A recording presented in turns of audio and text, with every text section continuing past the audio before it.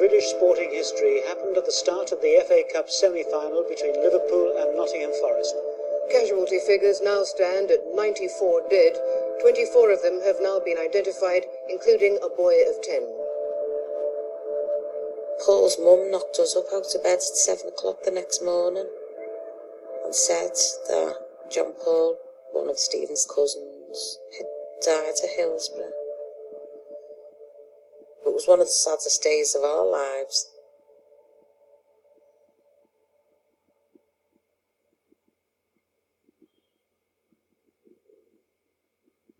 At that age, you don't understand it.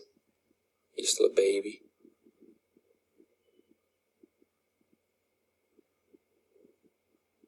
I remember going to the ground when all the flowers and scarves were all over the cop.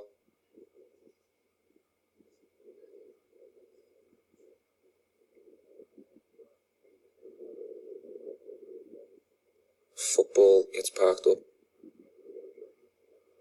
It becomes about people and about families and about emotions and people grieving.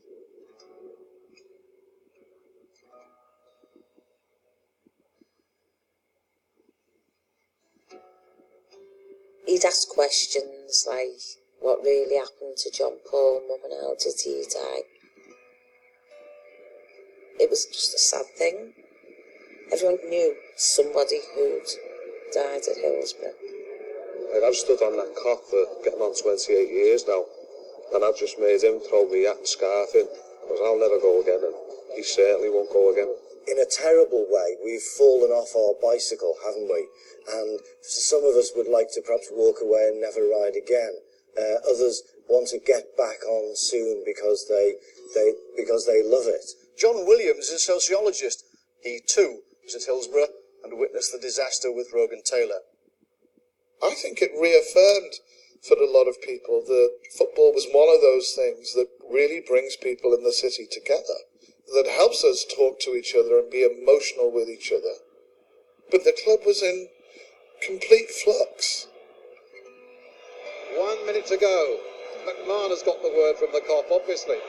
We were playing the last match of that season against Arsenal and lost in the most dramatic possible circumstances. But Thomas charging through the midfield. Thomas, it's up for grabs now. Thomas, right at the end.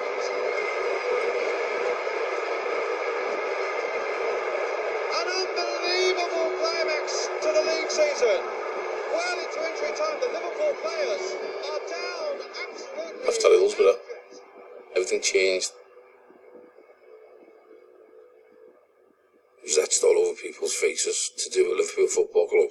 It's like they'd had enough, you know what I mean? It was just horrible to watch. Horrible. I've been in the front line for 20 years, and it's just really a result of 20 years active involvement in football at a very high and successful level. That really kind of reached a person has pushed himself to their limit. Hillsborough produced that convulsive change. Changed the stadiums, contributed to the remarketing and re-promotion of the game. Sky Television came in and pumped money into football, and football was going to be completely different. As football has changed through the 1990s and money has become more important, one club has been at the vanguard of those changes, both off and on the pitch: Manchester United. The most obvious signal for us that things were changing was we couldn't win the league title. We'd lost that vice-like hold. And Steve Bruce lifts the Premier League trophy for Manchester United. The third time they've won it in 4 seasons. It was a start, really, of different times for Liverpool. Different times. Even in the times of transformation with Liverpool teams, the expectation level was always there. The support is there every time they play. Play in again. We needed that hope again. Next one in. And here was a little lad who just kept on going, going, going. And he lifted you every time you went to coach. Steve Highway came to the house and he started talking about Stiven to me and his dad, saying he shines on the pitch. We'd like to nurture him. They were his words. We'd like to nurture him. He said, don't ever push him into anything because they can rebel. Just be there and he'll choose the right road to go. And I'll never forget him saying that. Stiven's football became my life. I wouldn't miss if he was playing somewhere. I would be there watching him. I used to tell him, I said, you've got it, but you've got to want to use it. You don't get given something unless you work hard at it. That was my motto to him. You get out of it what you put into it. From day one, he's always been acutely aware of what people expect of him. And he was hungry for that information that was going to help him improve. But he's very sensitive. He's a very sensitive lad. And he kept a lot of his feelings to himself.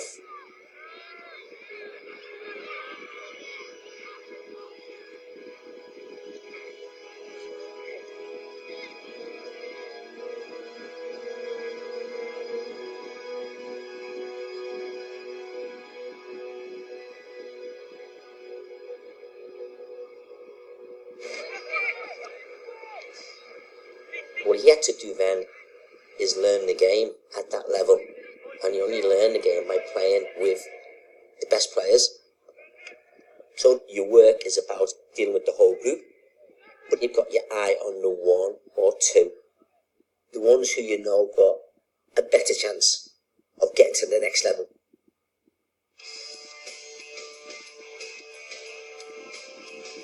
There's an intelligence with a footballer that you're either on that wavelength or you're not. We had an understanding between us. You go onto a pitch and it's where you belong. When I saw somebody passing the ball to Stevie, you come alive. I know what he's thinking. He knows what I'm thinking. Right, I can score here, I can make a run. Stevie literally created goal after goal after goal.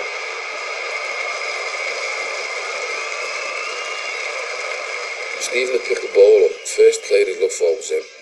Because he knows, you know what I mean? It's like cyclic. Two of them could run like the wind. He was just fantastic. I used to go out and I'd see a big lad in the opposition team. I'd want to nail him first. I think if I flatten him early, the rest of his teammates will know what I'm about. One day the coach called me over. He said he's tackling people. He wants to kill them. He just smashes them to pieces. I said, well, isn't that what you're looking for? He said, no, not when he's doing it to us and the staff. On that pitch, you've got to be tough. But away from football, he was quite shy. And he was very quiet if they got beat. Very quiet. Stiven always punished himself. And he was always honest with himself. The only thing I could ever say to him was, don't be too hard on yourself, Stiven. But it was his world. When you come across exciting young prospects, as a coach, that is your life. But you never know until you put them there and you give them a go. Because that is the big test. Can you handle that stress when you step over that white line? Can you handle it? And that's the magic of it. That's the wonder of it. That's the heartbreak of it. That's what makes football what it is.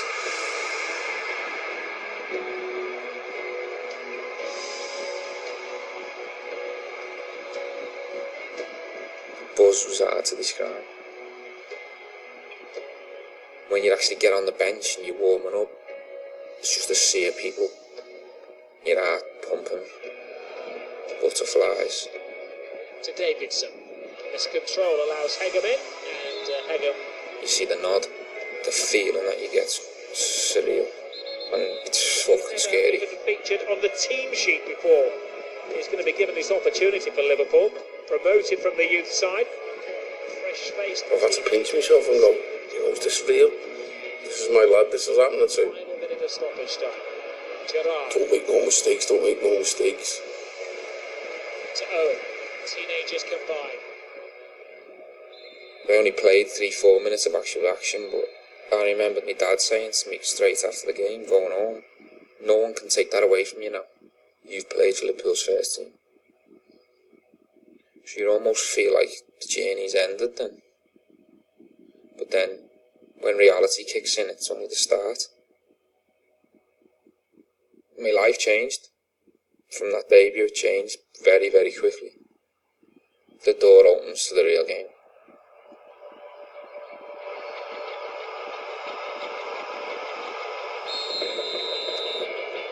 When you're out there and you're on that grass level, you've got to be ready or you get found out. You can't hide there.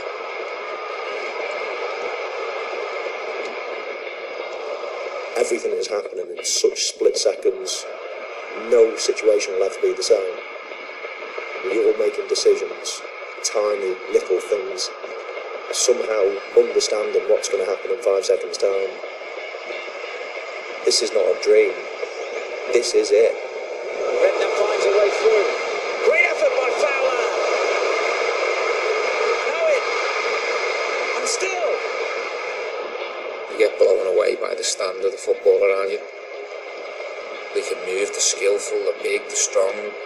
It's real game, it's men.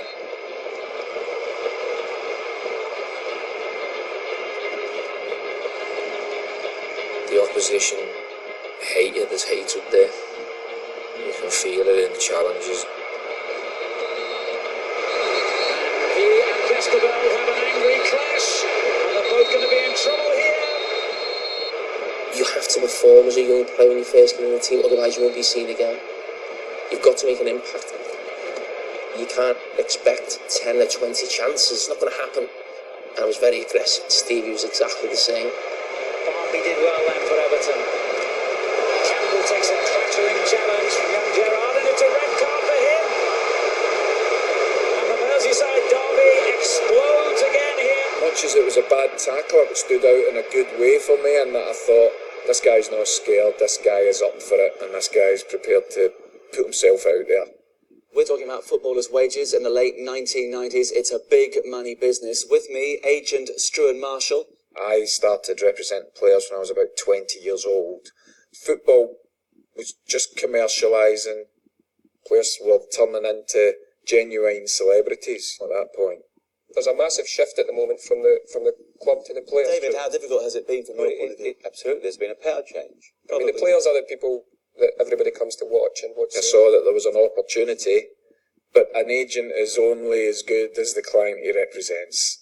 You need someone with a massive talent to take you to the next level.